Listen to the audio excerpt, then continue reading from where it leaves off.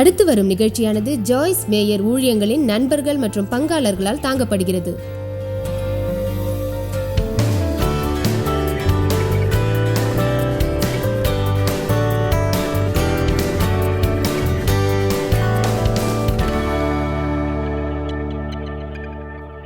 சமாதானத்தின் முக்கியத்துவம் பற்றிய அநேக வேத வசனங்கள் உள்ளன. சமாதானத்தை பெற தொடர்ந்து முயற்சிக்குமாறு வேதம் சொல்கிறது. உங்கள் வாழ்வில் நீங்கள் சமாதானத்தை பெற விரும்பினால், உண்மையிலேயே நீங்கள் சமாதானத்தை பெற விரும்பினால், அதை போதிய அளவுக்கு நீங்கள் பெற வேண்டும். அப்போதுதான் உங்கள் வாழ்வில் மாற்றம் வரும். இன்றைய உலகில் உள்ள சிலவிதமான கோபம் பற்றி இப்போது நாம் பேசுவோம். யாராவது உங்கள் உணர்வுகளை வீணாக புண்படுத்தினால் உங்களுக்கு கோபம் வரும். அதை சரியாக கையாண்டு அதிலிருந்து விடுபடுங்கள். சிலர் தங்கள் மனதில் ஆழமான கோபத்தோடு இருக்கிறார்கள். ஒரு உண்மையை சொல்கிறேன், அநேக மக்கள் ஒன்றுமில்லாத விஷயத்தை பெரிதுபடுத்தி கோபமாக இருக்கிறார்கள். அது மிக தவறானதாகும். அது அவர்களை மண்ணுக்குள் புதைத்துவிடும். அவர்களை பற்றி யாருமே கவலைப்பட மாட்டார்கள். ஒரு விஷயம் உங்களுக்கு சொல்கிறேன், நமது ரகசியங்கள் தான் நம்மை நலிவடைய செய்கின்றது. அந்த விஷயங்களை நாம் சரியாக கையாண்டு இருட்டிலிருந்து வெளிச்சத்துக்கு வர வேண்டும். உங்கள் வாழ்வில் உள்ள அந்த இருட்டான பகுதிக்கு தேவனை அழையுங்கள். அதிலிருந்து விடுபடுங்கள். முன்பு என் கோபத்தால் எதையும் நான் பெரிதாக்குவேன். கோபம் மிக கொடுமையானது. அதனால் நம் வாழ்வில் நாம் பைத்தியமாவோம். தேவ் அதிகமாக கால்ஃப் விளையாடியதால் நான் பைத்தியமானேன். தேவ் அதிகமாக டிவியில் விளையாட்டை பார்த்ததால் நான் பைத்தியமானேன். என் பிள்ளைகள் குழப்பம் செய்தால் நான் பைத்தியமாவேன். சிலர் என்னிடம் சரியாக நடந்து கொள்ளாததால் நான் பைத்தியமாவேன். வேறு சிலரால் வேறு சிலவற்றில் பைத்தியமானேன். என்னை பைத்தியமாக்குவதை எல்லோரும் நிறுத்த வேண்டும். நான் சொல்வது உங்களுக்கு புரிகிறதா? நான் ஒரு திரைப்படம் பார்த்தேன். அதில் வரும் ஒருவர் தன் மனைவியை துன்புறுத்துவார், அவளை அடித்து காயப்படுத்துவார். ஒவ்வொரு முறை அடிக்கும் போதும் அவர் சொல்ல, நீதான் என்னை அடிக்க வச்சுட்டேன்னு. என் வார்த்தையில் நீங்கள் நீடித்திருந்தால் நீங்கள் உண்மை அறிவீர்கள். அந்த உண்மை உங்களை விடுவிக்கும். அந்த உண்மை உங்களை விடுவிக்கும். நமது வாழ்வில் நிகழும் பல்வேறு இரண்டு நிகழ்வுகளின் போது தேவன் நமக்கு உதவுமாறு அவரை நாம் அழைக்க வேண்டும். பிறகு நம் குணத்தை மாற்றிக்கொள்ள நாம் தயாராக இருக்க வேண்டும். நான் எப்போதும் அதிகமாக கோவப்படுவேன். நேர்மையாக சொன்னால் என்னை மகிழ்ச்சியாக வைத்திருப்பது மிகவும் கடினம். எனது தனிப்பட்ட செலவு மிக அதிகமாகும். நீங்கள் யாரும் அப்படி இருக்க மாட்டீர்கள் என்று நம்புகிறேன்.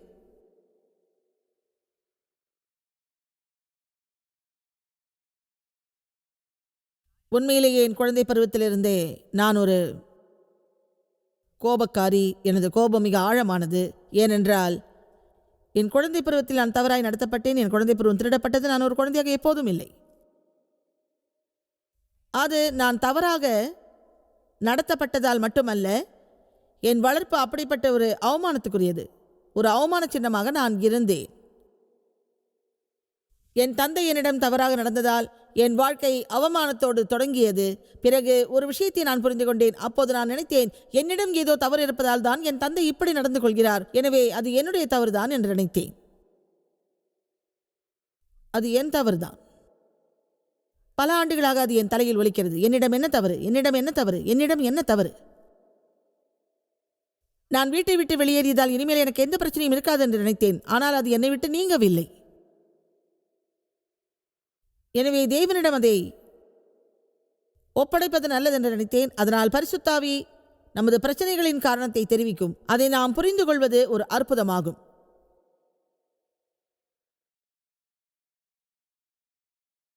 அதை நாம் தோண்டி கண்டுபிடிக்க வேண்டிய ஒரு அவசியம் இல்லை. தேவனிடம் கேட்டால் அவர் அதை காட்டுவார். தேவனிடம் அதை காண்பிக்கும்படி கேளுங்கள். என்னிடம் ஏதோ ஒரு தவறு இருந்தது. அது என்ன என்று எனக்கு தெரியவில்லை. நான் தேவனை நேசிக்கிறேன். திருச்சபைக்கு செல்கிறேன். மென்மையாக இருக்க விரும்புகிறேன். நான் நன்றாக இருக்க விரும்புகிறேன். ஆனால் என் பிரச்சனை எனக்கு தெரியவில்லை. உதாரணமாக, பிறரிடம் கருணை காட்டுவது எனக்கு கடினமாயிருந்தது. எல்லோரிடம் கடினமாக பேசுவேன். எனக்கென்று சில விதிகள் இருந்தன. என்னை நீங்கள் கவனிக்காவிட்டால் நான் குழப்பம் அடைவேன். என்னோடு இருப்பது உங்களுக்கு கடினமாய் தெரிகிறதா? என் நன்மைக்காக இங்கே யாராவது நான் சொல்வதை கவனமாய் கேட்டால் நான் என்ன பேசுகிறேன் என்பது புரியும். ஒருவேளை யாரோ ஒருவரோடு வாழ்வது சிலருக்கு பிடிக்காமல் இருக்கலாம். என் கூட்டம் பாதையில் கூட நின்று போயிருக்கிறது. நீங்கள் என்னை போன்றவரா அல்லது தேவை போன்றவரா? ரெண்டையும் சொன்னாலும் எனக்கு சம்மதம் தான்.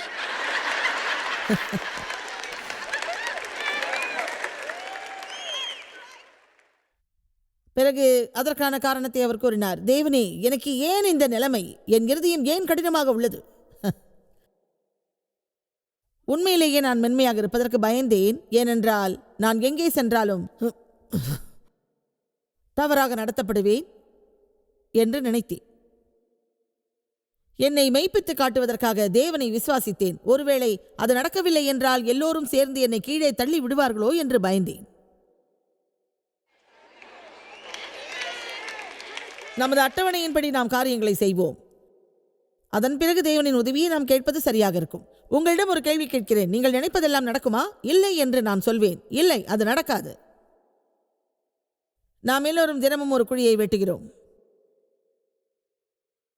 இங்கு நான் அவமானத்தோடு உள்ளேன். என்னையே எனக்கு பிடிக்கவில்லை. பிறகு எப்படி மற்றவர்களை எனக்கு பிடிக்கும்? நம்மிடம் இல்லாததை நாம் பிறருக்கு கொடுக்க முடியாது. தேவை நான் சரியாக நேசிக்கவில்லை. என்னையும் நான் நேசிக்கவில்லை. மக்களையும் நான் நேசிக்கவில்லை. எல்லோரிடம் தவறை கண்டேன். ஏனென்றால் என்னிடம் தொடர்ந்து தவறுகள் இருந்தது. மற்றவர்களிடம் என்னால் கருணை காட்ட முடியவில்லை. ஏனென்றால் தேவனிடமிருந்து எப்படி கருணையை பெறுவதென்று நான் அறியவில்லை. என் நிலைமை மிக கடினமாயிருந்தது. ஒரு கிறிஸ்தவர் என்ற முறையில் சரியானபடி என்னால் பல காரியங்களை செய்ய முடியவில்லை. நான் குற்ற உணர்வோடு இருந்தேன். பலரால் நான் நிராகரிக்கப்பட்டேன். எனவே என் வாழ்வில் மகிழ்ச்சி இல்லை. பிறகு அதிலிருந்து மீண்டேன். ஆனால் மீண்டும் பாவம் செய்தேன். அப்படியாக பல ஆண்டுகள் நான் வாழ்ந்தேன். உங்களிடம் ஒன்று சொல்கிறேன். 37 ஆண்டுகள் நான் அப்படி இருந்தேன். இப்போது நான் விடுதலையோடு உள்ளேன். ஆமென். இப்போது நான் மாறிவிட்டேன். உள்ளபடியே நீங்கள் என்னை பைத்தியமாக்க விரும்பினாலும், நீங்கள் அதில் வெற்றியடைந்தாலும் அது நீண்ட நேரம் நீடிக்காது. ஏனென்றால் அந்த ஆபத்தை நான் அறிவேன். உடனே எனது வாயை திறந்து நான் கேட்பேன், தேவனே, இது என்னை மிகவும் புண்படுத்துகிறது. அதனால் என் தைரியம் குறைகிறது. உம்மை விசுவாசிக்கிறேன். பிறருக்கு நான் எப்படி ஒரு ஆசீர்வாதமாக இருப்பதென்று எனக்கு அறிவியும். ஏனென்றால் பல வருடங்கள் நான் போராடி உள்ளேன். அது என்னை கொல்வதற்கு நிகராகும். இப்போது ஒரு கிறிஸ்தவராக போராடுவதை நான் அறிந்துள்ளேன். தேவனைப் போல் போராடவும் நான் அறிந்துள்ளேன். ஆமென். பொதுவாக நமது வாழ்வில் ஏதாவது ஒரு தவறு நடந்தால் அதை நாம் மூடி மறைக்க முயற்சிப்போம். ஆனால் அதை கையாள விரும்ப மாட்டோம். நம் வாழ்வில் ஏதாவது ஒரு குழப்பம் வந்தால் உடனே நாம் தேவனிடம் நெருக்கமாக இருப்போம். அவர் அதை சரி செய்ததும் அதற்கெல்லாம் எனக்கு நேரமில்லை என்போம். இப்படிப்பட்ட ஒரு அனுபவம் உங்களுக்கு இருந்ததா இல்லையா என்பது எனக்கு தெரியாது. பல சந்தர்ப்பங்களில் நான் என்னுடைய ஃப்ரிட்ஜை திறந்து பார்க்கும்போது அதிலிருந்து துர்நாற்றம் வீசும்.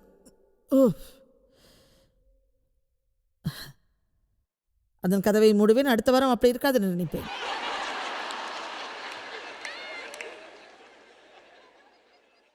மீண்டும் ஃப்ரிட்ஜை திறப்பேன். அழுகிய துர்நாற்றம் அதில் வீசும். அது மிக மோசமாக இருக்கும். பிறகு அதில் இருக்கும் சில பொருட்களை வெளியே எடுத்து வைப்பேன். ஆனால் அவை காணாமல் போய்விடும். அதற்கு என்ன செய்வதென்று எனக்கு தெரியும். அதன் மூலம் என் பிரச்சனை தீர்ந்துவிடும்.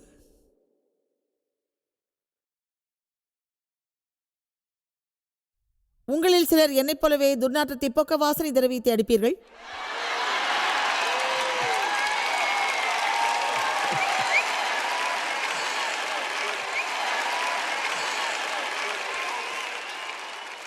ஆனால் நான் அந்த ஃப்ரிட்ஜை வேண்டாம் என்று ஒதுக்கிவிடவில்லை. அதிலிருந்து எல்லாவற்றையும் வெளியே எடுக்கவில்லை. முதலில் அதை சீராக வைத்தேன். காய்கறிகளை வெளியே வைத்தேன். பழங்களை வெளியே வைத்தேன். அப்போதுதான் அந்த ஃப்ரிட்ஜின் கீழ்ப்பகுதியில் ஒரு துவாரம் இருந்ததை பார்த்தேன். அந்த ஃப்ரிட்ஜ் இன்று உள்ளது போல் நவீனமானதல்ல. அது மிக பழையது. அது ஒரு குழப்பமான விஷயம். அந்த துவாரம் இருந்ததை நான் 5 ஆண்டுகளாக கவனிக்காமல் இருந்து விட்டேன். வழக்கமாக நாங்கள் என்ன செய்வோம் தெரியுமா? ட்ரெஸ்ஸை அறிவோம், திருச்சபைக்கு செல்வோம், தேவனை போற்றுங்கள் என்போம். இந்த வழியாக திருச்சபைக்கு போவோம், இந்த வழியே திருச்சபைக்கு போவோம், இந்த வழியில் திருச்சபைக்கு போவோம். ஒவ்வொரு ஞாயிறு காலையிலும் இந்த வழியாக தான் வீட்டுக்கு திரும்புவோம், இந்த வழியாக தான் வீட்டுக்கு திரும்புவோம், இந்த வழியாக தான் வீட்டுக்கு திரும்புவோம். அதில் எந்த ஒரு மாற்றமும் இருக்காது.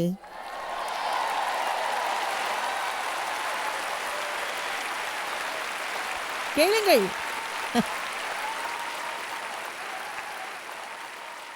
தேவன் சொல்கிறார், இதுதான் உங்களை சுத்தப்படுத்துவதற்கான நேரம். முதலில் உங்கள் வாசனை ஸ்ப்ரேயை எரியுங்கள். உங்கள் வாழ்வில் உள்ள ஆழமான இருண்ட பகுதிக்கு வருமாறு பரிசுத்த ஆவியை அழையுங்கள். பிறகு சொல்லுங்கள், தேவனை, நான் புண்படுவதை பற்றி கவலையில்லை, ஆனால் நான் ஏமாற்றத்தோடு வாழ மாட்டேன். என் குணத்திற்கு நான் பொறுப்பேற்கிறேன். என் பிரச்சனைக்கான மூல காரணத்தை எனக்கு தெரிவிக்குமாறு உங்களை வேண்டுகிறேன். ஆமென். நமது நாட்டின் நலனுக்காக நமது அரசியல்வாதிகள் எல்லோரும் ஜெபித்தால் அது எப்படி இருக்கும்?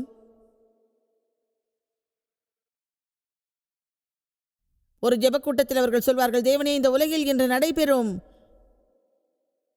வன்முறைகளுக்கெல்லாம் மூல காரணம் என்ன? எங்கள் பள்ளிகளில் என்ன தவறு என்று காட்டுவீராக தேவனே. ஓ ஓ ஆமா, அந்த 10 கட்டளைகள், அதை பள்ளிகள்லேருந்து எடுத்துட்டோம். அதை பார்க்குறவங்க யாரும் புண்படக்கூடாதுன்னு அப்படி நாங்கள் செஞ்சோம்.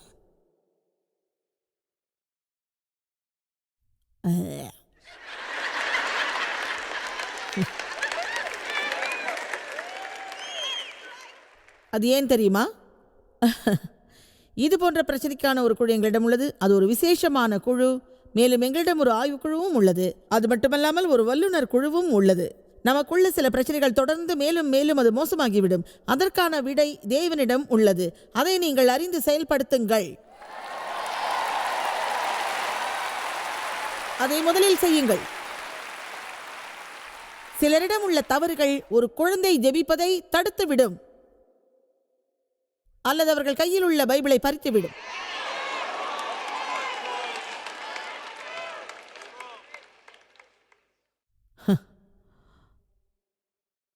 அது ஏன் தெரியுமா? நான் ஒரு மகிழ்ச்சியான கிறிஸ்தவராக இருக்க தீர்மானித்துள்ளேன். ஆனால் அப்படி இருக்க முடியவில்லை. என் குழப்பங்களின் மீது வாசனை திரவியங்களை ஸ்ப்ரே செய்வதன் மூலமாக யாரையும் நான் மாற்றவே முடியாது. இந்த உலகம் முழுவதும் காயப்பட்டிருப்பவர்கள் நமக்கு தேவையில்லை. ஆனால் அவர்கள் பிறருக்கு உதவ தயாராய் உள்ளார்கள். ஒரு குருடனுக்கு இன்னொரு குருடன் வழிகாட்ட முடியுமா? ஒரு குருடனால் இன்னொரு குருடனுக்கு வழிகாட்ட முடியுமா?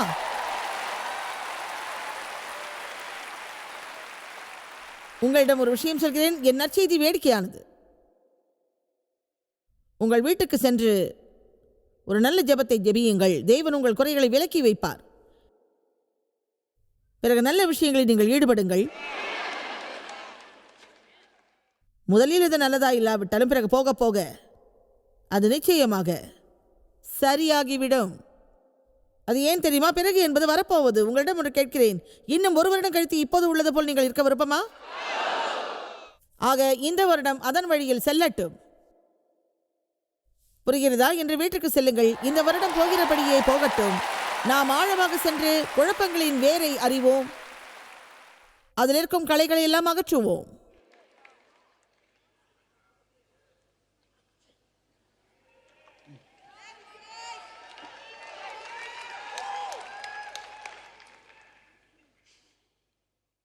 நம்மிடமுள்ள தவறான குணத்தை கையாள்வதில் நமது பெரும்பாலான வாழ்நாளை கழிக்கின்றோம். இருந்தாலும் அதற்கான மூல காரணத்தை நாம் அறியாமல் உள்ளோம். முன்னேறுங்கள். தேவனிடம் எப்படி நீங்கள் கேளுங்கள், தேவனே, என் உணர்ச்சியை நான் ஏன் சுலபமாக இழக்கிறேன்? நான் ஏன் அதிகமாக மற்றவரை பற்றி புறம் கூறுகிறேன்? நான் ஏன் மற்றவர் மீது பொறாமைப்படுகிறேன்? மற்றவர் பதவி உயர்வு பெற்றால் நான் ஏன் பைத்தியமாகிறேன்? நான் பாதுகாப்பின்றி இருந்தால் ஏன் அப்படி உள்ளேன்? நமது வாழ்வை பிறர் தீர்மானிக்க வேண்டும் என்று எதிர்பார்க்காதீர்கள். நம்மிடம் உள்ள தவறுதான் நம்மை அப்படி நினைக்க வைக்கிறது. என்னிடம் உள்ளதை விட அதிகமாக வைத்திருப்பவர் மீது நான் பொறாமைப்பட்டால் ஏன் வருகிறது அந்த பொறாமை? மற்றவர்களை பார்த்து நான் பொறாமைப்படும் நேரங்களில் என்னிடம் நான் பேசுவேன், என்னிடம் நான் விவாதிப்பேன். அப்போது நான் என்ன சொல்வேன் தெரியுமா? ஜாய்ஸ், இது ஒரு சூப்பர் முட்டாள்தனமாக உள்ளது.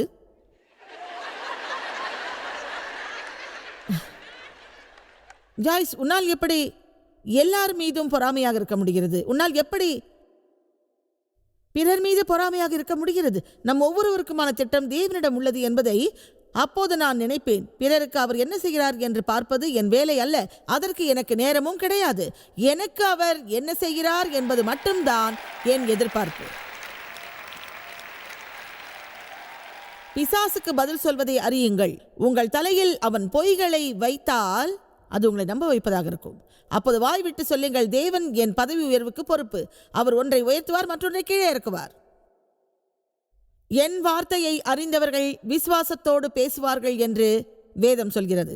உங்கள் வாயினால் தேவனின் வார்த்தையை எப்படி சத்தமாக பேசுவதென்று முதலில் அறியுங்கள்.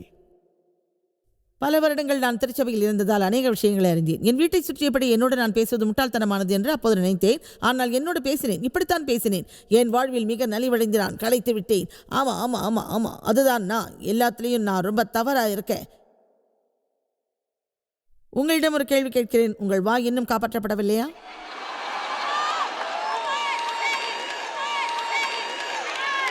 சொல்லுங்கள்.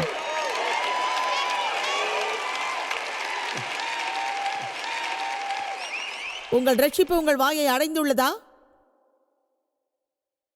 என்னிடம் தேவன் சொன்ன ஒரு விஷயத்தை இப்போது உங்களிடம் சொல்கிறேன். அவர் சொன்னார், ஜாய்ஸ், முதலில் உன் வாயை காப்பாற்ற வேண்டும்.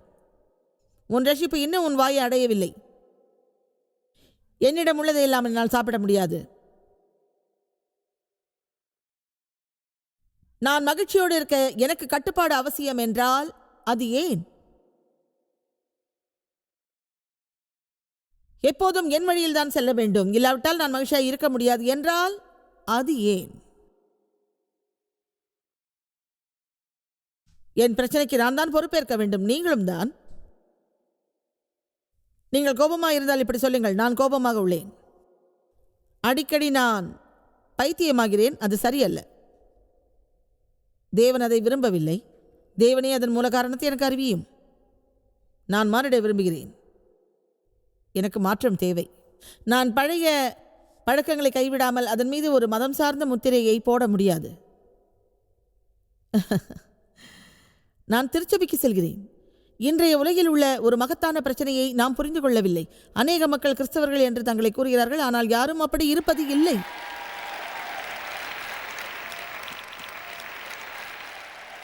இந்த உலகில் சிறுமியான கிறிஸ்தவர்கள் சிலர் உள்ளனர்.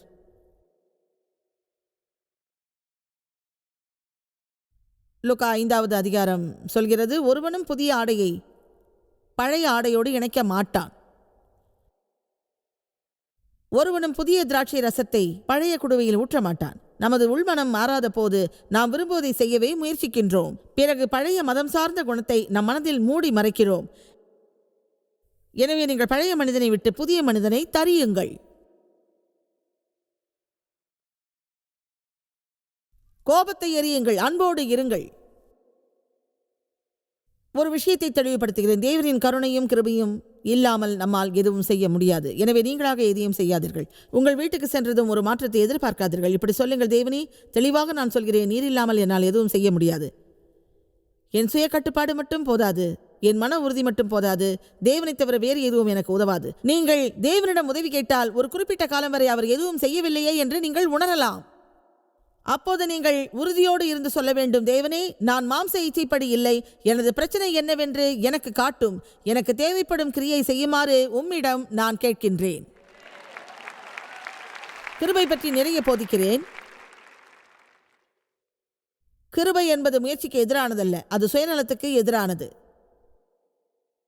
நாம் ஒரு முயற்சி செய்கிறோம், ஆனால் தேவனின் அன்பை பெறாமல் உள்ளோம். தேவன் என்னை நேசிக்கிறார், நான் எப்போதும் உள்ளபடியே உள்ளேன். அவர் அன்பை பெற நான் மாற வேண்டியதில்லை. அவரை நேசிப்பதால் நான் மாற விரும்புகிறேன். அவரின் மேன்மையான பிரதிநிதியாக இருக்க விரும்புகிறேன்.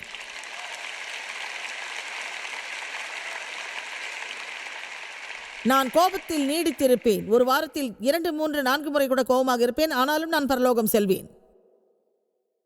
அங்கு நான் நல்ல விதமாக செல்ல விரும்புகிறேன். பின்வாசல் வழியாக நான் பரலோகம் செல்வதையும் அங்கே ஒரு கிண்டர்கார்டன் குழந்தையை போல் இருப்பதையும் நான் விரும்பவில்லை.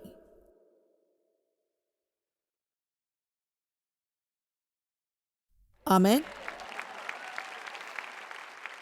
உங்களிடம் ஒரு விஷயம் சொல்லட்டுமா? உங்களில் அநேகம் பேர் தேவனை குறித்து கவலையோடு இருக்கிறீர்கள். கடந்த சனிக்கிழமை காலை இங்கு நீங்கள் இருந்திருப்பீர்கள் என்று நம்புகிறேன். உங்களுக்கு ஏற்கனவே தெரிந்த அநேக விஷயங்களை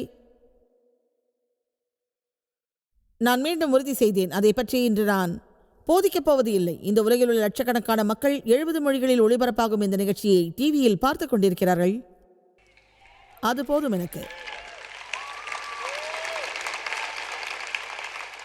அதை நீங்கள் கேட்பது உங்களுக்கு மிகுந்த மகிழ்ச்சியாக இருக்கும். நான் சொல்வது என்னவென்றால், நீங்கள் கிறிஸ்துவில் விசுவாசியாக இல்லாவிட்டால் இன்றே அவரை ஏற்றுக்கொள்ளுங்கள். ஏனென்றால் அவர் இல்லாமல் எந்த ஒரு நம்பிக்கையும் இருக்காது. நீங்கள் ஒரு கிறிஸ்தவராக இருந்தால் அக்கறையுள்ள ஒரு கிறிஸ்தவராயிருங்கள், பொறுப்புள்ள ஒரு கிறிஸ்தவராயிருங்கள், ஆவியின் கனியில் சஞ்சரிக்கும் ஒரு கிறிஸ்தவராயிருங்கள். உங்கள் வாழ்வில் உள்ள பிரச்சனைக்கான காரணத்தை முதலில் அறியுங்கள். பிறர் மீது பழி போடுவதை நிறுத்துங்கள். உங்கள் நடத்தைக்கு பொறுப்பேற்றுக் கொள்ளுங்கள். உங்களுக்கு உதவவும் உங்களை மாற்றவும் சத்தமாக தேவனிடம் கேளுங்கள். அவர் உங்கள் வாழ்வில் கிரியை செய்வார்.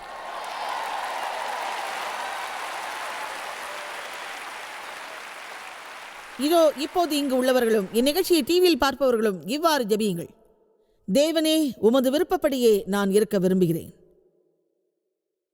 அது என்னவாகும் என்று எனக்கு தெரியாது. நான் எதை காண்பேன் என்றும் எனக்கு தெரியாது. அநேக விஷயங்களில் நான் ஏமாற்றம் அடைந்துள்ளேன். அது பிறரது தவறு என்று நான் நினைத்தேன். ஆனால் அது உண்மையில் என் தவறு. என் தவறுகளுக்கு நான் தான் பொறுப்பேற்க வேண்டும். என்னை மகிழ்ச்சியாக வைத்திருப்பது மற்றவர்களின் வேலை அல்ல. உம்மிடம் கேட்கிறேன் தேவனே, ஒருவேளை நான் பின்வாங்கி சென்றாலும் என்னை கவனிக்காதீர். அப்படித்தான் நான் ஜெபிப்பேன். உம்மை கேட்கிறேன் தேவனே, நான் எப்படி என் வாழ்க்கையில் இருக்க வேண்டும் என்று நீர் விரும்புகிறீரோ அப்படியே நான் இருக்க எனக்கு நீர் உதவி செய்ய வேண்டும். தேவன் ஒரே நேரத்தில் எல்லாவற்றையும் உங்களுக்கு செய்ய மாட்டார், வழங்க மாட்டார். 37 வருடங்கள் அதை நான் தொடர்ந்து சொன்னேன். ஆனால் அது ஒரு அற்புதமான பயணம். அநேக கிறிஸ்தவர்கள் சலிப்போடு இருப்பதற்கான ஒரு காரணம் என்னவென்றால், அவர்களின் அன்றாட வாழ்வில் தேவனோடு அவர்கள் தொடர்பு கொள்வதில்லை, தங்களை வழிநடத்த அவரை விடுவதில்லை. அவர் ஆறுதல் அளிப்பார், ஊக்கப்படுத்துவார், அதே சமயம் அவர் கண்டிப்பார், எச்சரிப்பார். என் நற்செய்திகள் ஆறுதலானது என்று நம்புகிறேன். உங்களுக்கு நான் நம்பிக்கை அளிக்கிறேன். ஆனால் அதில் திருத்தவும் ஆறுதலும் உங்களுக்கு தேவைப்படும். அப்படித்தான் எங்கள் போதனை இருக்க வேண்டும் என்று நான் விரும்புகிறேன். இதுபோன்ற ஒரு கட்டிடத்திற்கு ஒவ்வொரு வாரம் நீங்கள் வர வேண்டியதில்லை. நீங்கள் அருமையானவர்கள். அப்படி வந்தால்தான் உங்கள் வாழ்வு மகத்தானதாக இருக்கும் என்று பிறர் சொல்வதை கேட்க வேண்டிய அவசியம் இல்லை. அது முட்டாள்தனமானது. அது வேலை செய்யாது. மாறாக அது சந்தையில் வேலை செய்ய வேண்டும், மளிகை கடையிலும், நமது இல்லத்திலும், நமது நல்ல நாளிலும், மோசமான நாளிலும்.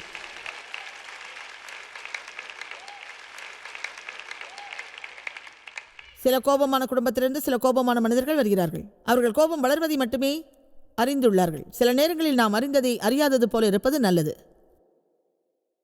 என் தந்தை கோபமானவர், எல்லாவற்றையும் கோபத்தோடு கையாள்வார். எனவே நானும் எல்லாவற்றையும் கோபத்தோடு கையாண்டேன்.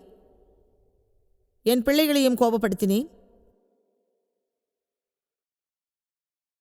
நீங்கள் கோபமுள்ளவர் என்றால் உங்கள் கோபத்தின் மூலம் உங்கள் மனைவி அதிகமாக செலவழிப்பதை குறைக்க முடியுமா? அது எப்படி மூடி மறைப்பது என்று அவளுக்கு தெரியும்.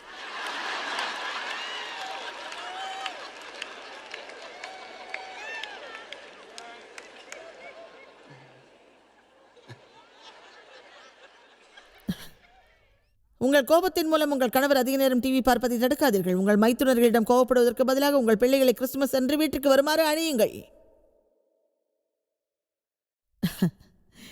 நான் சொல்வது சரிதானே?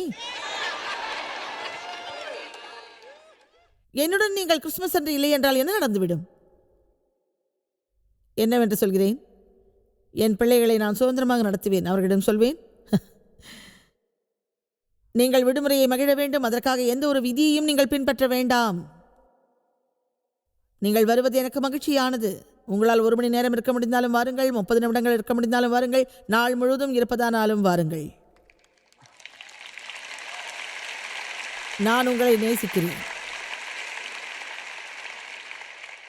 அந்த நேரத்தில் அவர்களுக்கு வேறு சிலரிடமிருந்து அழைப்பு வந்தால் அவர்களை நான் தடுக்க மாட்டேன். ஆனால் என் விடுமுறை வெறுப்போடு கழியும். நேர்மையாக சொல்கிறேன், உங்களில் சிலருக்கு விடுமுறை கழிப்பது கடினமாக இருந்திருக்கலாம். அல்லது உங்களுக்கு வேண்டியவர்களை திருப்திப்படுத்த ஒரு இடத்திலிருந்து வேறு இடத்திற்கு, ஒரு ஊரிலிருந்து வேறு ஊருக்கு நீங்கள் சென்றபடி இருந்திருக்கலாம். ஆனால் உங்கள் மகிழ்ச்சியின் நிலைமை என்ன?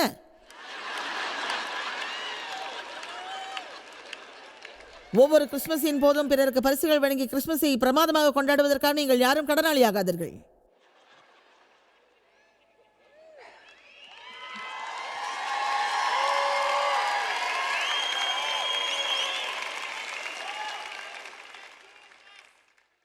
அல்லேலூயா.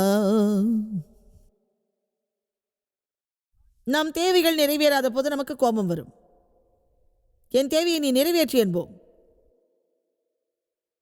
அது ஏன் தெரியுமா? நான் விரும்புவதை இன்னும் அவர்கள் கொடுக்காமல் இருக்கிறார்கள் என்று நினைத்து நீண்ட காலம் நான் பைத்தியமாக இருந்திருக்கிறேன். முடிவில் என்னை நானே ஆசீர்வதித்தேன்.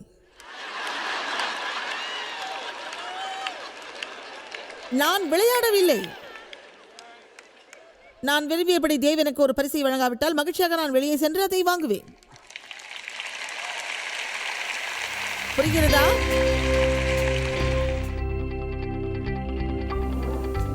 நாம் விசுவாசத்தோடு நல்ல போராட்டத்தை போராட வேண்டும் என்று வேதம் சொல்கிறது.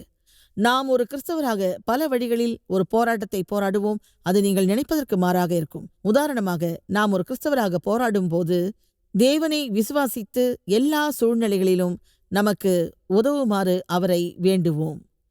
நாம் தேவனை விசுவாசித்தால், உண்மையாக அவரை விசுவாசித்தால் நமக்கு நன்மையும் சமாதானமும் அவர் வழங்குவார். எனவே நீங்கள் போராட வேண்டி இருந்தால் ஒரு உண்மையான கிறிஸ்தவராக போராடுவதில் உறுதியாயிருங்கள்.